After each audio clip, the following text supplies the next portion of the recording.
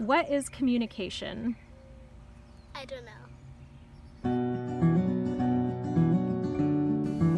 My sister's sweet response to the question, what is communication, reflects more than just childhood innocence.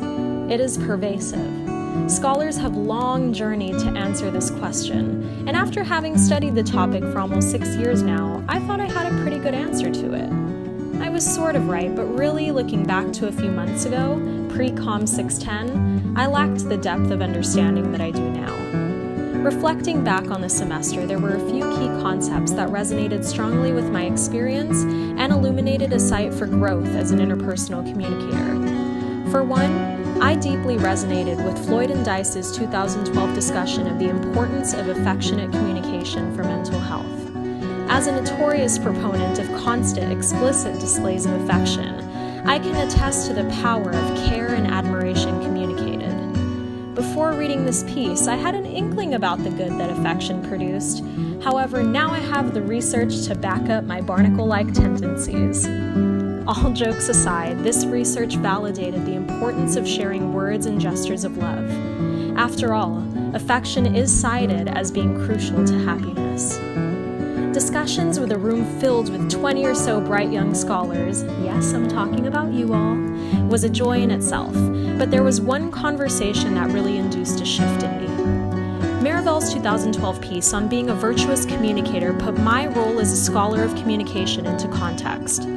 The words we choose matter, Marivell notes, and our discussion about how we could all strive to be more gentle, generous, courageous, just, and compassionate communicators set into motion my path to adopting as many of these features as I could. After all, as students of communication, we should attempt to model what it is we believe to be good communication. I have grown as I am now confident in what I can do to help in the spread of positive and effective communication. Now, it's one thing to discuss my own resonance and growth, but quite another to consider how what I've gained from this class can be applied outside of academia to make a difference in the world. For me, it is quite simple. It is my duty to exercise the aspects of effective interpersonal communication in my daily life. One avenue for this practice is in my role as a future educator. Over the course of teaching at CSULB, I've learned just how important it is to form bonds with students that go beyond surface level. As Goodboy and Kashi 2017 emphasize, there are two people involved in communication processes that shape student learning experiences and academic outcomes.